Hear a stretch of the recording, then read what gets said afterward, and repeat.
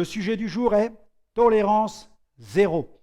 Prenons la Bible et lisons un passage tiré de la première lettre de Paul aux Thessaloniciens au chapitre 5, le verset 23, où il dit que le Dieu de paix, voilà, il veut faire face à la confusion qui gagnera le monde à la fin des temps. Paul exhorte les chrétiens de Thessalonique à vivre une vie de sainteté. Le verset 23, il dit que le Dieu de paix, voilà pourquoi il écrit que le Dieu de paix vous sanctifie lui-même tout entier et que tout votre être, l'esprit, l'âme et le corps soient conservés irréprochables lors de l'avènement de notre Seigneur Jésus-Christ. Le verset 24, celui qui vous a appelé est fidèle et c'est lui qui le fera. Amen. Dieu soit béni. Et un autre passage qui se trouve, celui-ci dans la première épître de Pierre, au chapitre 1er, 1 Pierre, chapitre 1er, verset 13 à 16, c'est pourquoi saignez les reins. Il insiste dans ce passage sur l'importance de vivre une vie sainte. Il dit, c'est pourquoi saignez les reins de votre entendement, affermissez votre pensée, voilà sa pensée. Soyez sobres, ayez une entière espérance dans la grâce qui vous sera apportée lorsque Jésus-Christ apparaîtra. Comme des enfants obéissants, ne vous conformez pas aux convoitises que vous aviez autrefois quand vous étiez dans l'ignorance. Mais puisque celui qui vous a appelé est saint, vous aussi, soyez saints dans toute votre conduite, selon qu'il est écrit, vous serez saints car je suis saint. Gloire à Dieu. Le passage ci-dessus, traite de la sainteté et de l'importance de tenir notre esprit en éveil. Lorsque nous évoquons le sujet de la sainteté, il nous faut l'évoquer sous 3 angles. La sainteté, c'est tout d'abord un état. En Christ, vous êtes saints. La sainteté doit aussi se traduire dans notre conduite. La Bible dit « Soyez saints dans toute votre conduite ». Et puis, la sainteté, c'est encore un design. En effet, Dieu est magnifique en sainteté.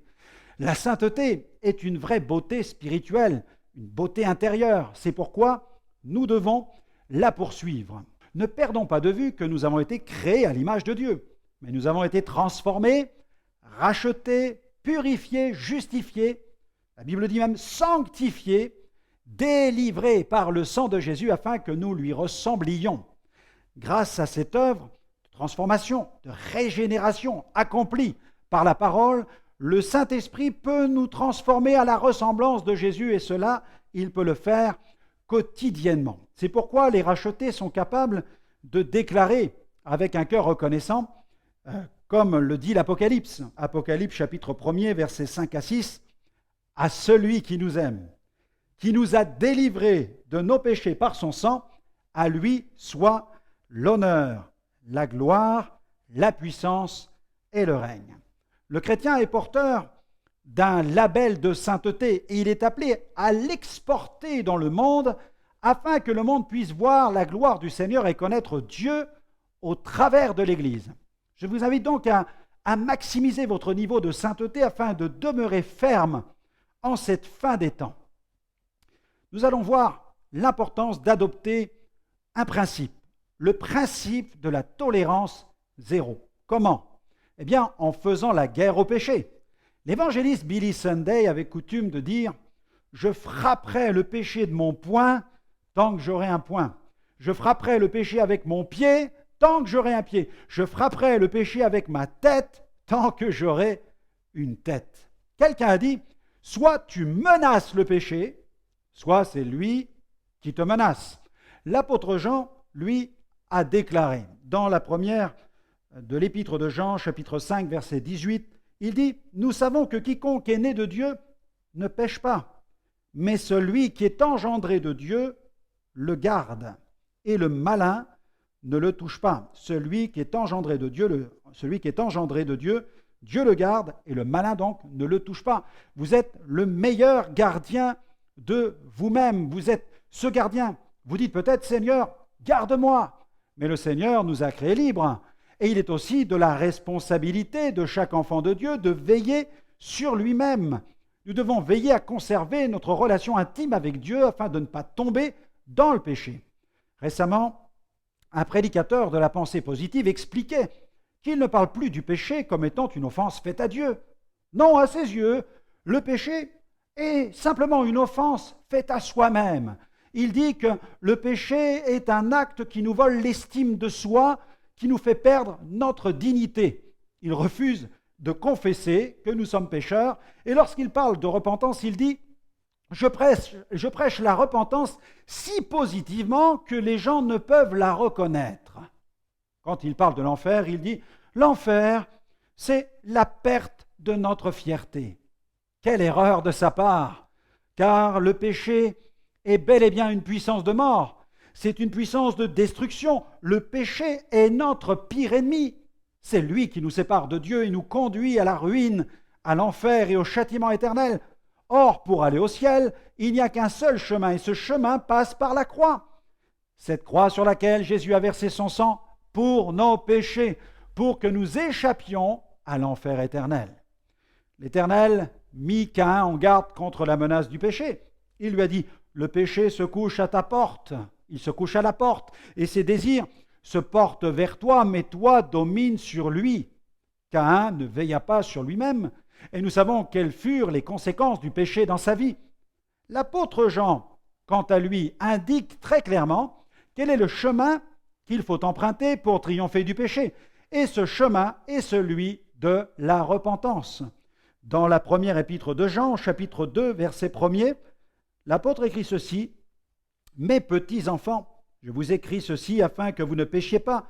Si quelqu'un a péché, nous avons un avocat auprès du Père, Jésus-Christ, le juste. » Toujours dans la première épître de Jean, chapitre 1er, le verset 9, il écrit encore: « Si nous confessons nos péchés, il est fidèle et juste pour nous les pardonner et pour nous purifier de toute iniquité. » Continuons. Je vous invite à devenir un fervent supporter de la sainteté de Dieu. Nous allons faire d'ailleurs une lecture biblique où les anges proclament de façon incessante la sainteté de Dieu. Dans Apocalypse chapitre 4 au verset 8, voici ce que déclare ce passage: « Les 4 êtres vivants ont chacun 6 ailes, et ils sont remplis d'yeux tout autour et au-dedans. Ils ne cessent de dire jour et nuit: Saint, Saint, Saint est le Seigneur Dieu, le Tout-Puissant, qui était, qui est et qui vient. » Gloire à Dieu. L'Église de Jésus-Christ doit veiller sur son niveau de sainteté. Elle doit poursuivre la sainteté. Nous devons pénétrer le monde avec la sainteté de Dieu. Le christianisme authentique est révélé par une Église qui préserve son label sainteté et qui va au cœur du monde, là où le péché est le plus sombre, afin de faire connaître la nature sainte de Dieu. Notre société a besoin de sainteté. Nous devons l'influencer par notre conduite sainte. Chaque enfant de Dieu, à son niveau, doit prendre conscience de sa responsabilité d'être une source d'influence. Au cours de l'ouverture d'une session au Sénat dans l'État du Kansas, eh bien, le pasteur Joe Wright a prononcé une prière qui a produit un électrochoc dans l'assistance. Voilà sa prière. Il a dit: « Seigneur, nous venons vers toi aujourd'hui pour te demander pardon et pour te demander de nous guider. Nous savons que ta parole nous dit: malheur à celui qui appelle bien ce qui est mal, et c'est exactement ce que nous avons fait. Nous avons perdu notre équilibre spirituel et nous avons renversé nos valeurs. Nous avons exploité le pauvre et nous appelons cela la loterie. Nous avons récompensé la paresse et nous avons appelé cela l'aide sociale. Nous avons accepté les avortements et nous avons appelé cela le libre choix. Nous avons négligé de discipliner nos enfants et nous avons appelé cela développer l'estime de soi. Nous avons abusé du pouvoir et nous avons appelé cela la politique. Nous avons convoité les biens de nos voisins et nous avons appelé cela avoir de l'ambition. Nous avons pollué les ondes radio et les programmes télévisés avec la grossièreté et la pornographie et nous avons appelé cela la liberté d'expression. Depuis longtemps, nous avons bafoué les valeurs établies de nos pères et nous avons appelé cela le progrès. Ô Dieu, sonde notre cœur, purifie-nous et libère-nous de nos péchés. Amen. Tristement, suite à cette prière, plusieurs sénateurs ont quitté la salle offusqués. Cependant, dans les jours qui suivirent, ce pasteur a reçu pas moins de 5000 coups de téléphone et seulement 47 furent négatifs. Nous avons ici la preuve que ceux qui, parmi le peuple, aspirent à la sainteté sont plus nombreux que nous le pensons. Malheureusement, la corruption de certains leaders et les intérêts en jeu font barrage à cette sainteté. Poursuivons. Il nous faut crucifier la chair avec ses désirs et ses passions. Dans la lettre qu'il adresse aux chrétiens de Galatie, l'apôtre Paul écrit ceci, Galates chapitre 5, versets 19 à 21, il dit « Or, les œuvres de la chair sont évidentes, c'est-à-dire l'inconduite, l'impureté, la débauche, l'idolâtrie, la magie, les hostilités, la discorde, la jalousie, les fureurs, les rivalités, les divisions, les partis pris, l'envie, l'ivrognerie, les orgies et les choses semblables. Je vous préviens, comme je l'ai déjà fait, ceux qui se livrent à de telles pratiques n'hériteront pas du royaume de Dieu. Mais le fruit de l'esprit, c'est l'amour, la joie, la paix, la patience, la bonté, la bienveillance, la fidélité, la douceur, la maîtrise de soi. La loi n'est pas contre ces choses. Et il ajoute au verset 24, « Ceux qui sont au Christ Jésus ont crucifié la chair avec ses passions et ses désirs. Amen. » Si nous vivons selon l'Esprit, marchons aussi selon l'Esprit. Ne tombons pas dans le compromis. Si Internet est devenu aujourd'hui l'un des plus formidables champs missionnaires, chaque enfant de Dieu doit veiller à ce qu'il ne devienne pas une benne à ordures pour son âme. Ne surfons pas dans les zones interdites. La pornographie est une de ces zones. Savez-vous que 12% des sites qui existent dans le monde, 12%, sont des sites à caractère pornographique. Ils sont environ 25 millions. 25% des requêtes dans les moteurs de recherche concernent le sexe. Cela représente 68 millions de requêtes par jour. 35% des téléchargements sont pornographiques. C'est le cas pour 8% des emails, soit 2,5 milliards par jour.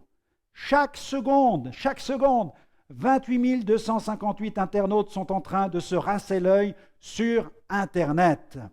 La parole de Dieu marque clairement la frontière qui sépare ce qui est pur de ce qui est impur. Nous allons lire un passage rédigé par Paul dans la 2e aux Corinthiens, chapitre 6, verset 14. Il écrit ceci, « Ne vous mettez pas avec les infidèles sous un joug étranger, car quel rapport y a-t-il entre la justice et l'iniquité? Ou qu'y a-t-il de commun entre la lumière et les ténèbres? Quel rapport y a-t-il entre Christ et Bélial, ou quelle part a le fidèle avec l'infidèle? Quel rapport y a-t-il entre le temple de Dieu et les idoles? Car nous sommes le temple du Dieu vivant, comme Dieu l'a dit, « J'habiterai, je marcherai au milieu d'eux, je serai leur Dieu, ils seront mon peuple. » C'est pourquoi sortez du milieu d'eux et séparez-vous, dit le Seigneur, ne touchez pas à ce qui est impur, et je vous accueillerai. Je serai pour vous un père, vous serez pour moi des fils et des filles, dit le Seigneur Tout-Puissant. Crucifions la chair avec ses désirs et ses passions. Ne donnons aucun accès au diable. Nous allons faire une autre lecture dans la première épître de Pierre, au chapitre 5. Première épître de Pierre, chapitre 5, nous allons lire à partir du verset 5 jusqu'au verset 10. Voilà ce qu'écrit l'apôtre. De même, vous qui êtes jeunes, soyez soumis aux anciens, et tous dans vos rapports mutuels, revêtez-vous d'humilité, car Dieu résiste aux orgueilleux, mais il fait grâce aux humbles.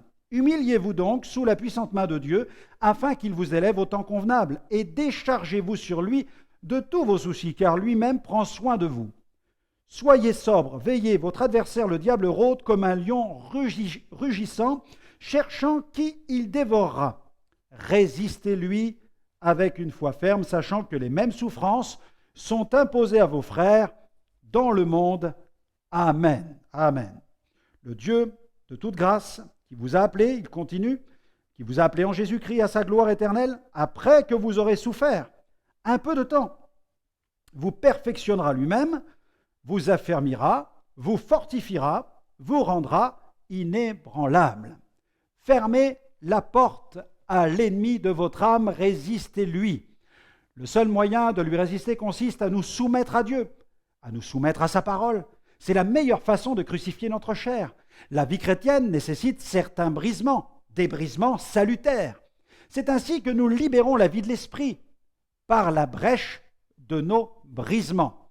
D'ailleurs, Jésus a déclaré dans l'évangile de Jean, en vérité, je vous le dis, si le grain de blé qui est tombé en terre ne meurt, il reste seul, mais s'il meurt, il porte beaucoup de fruits.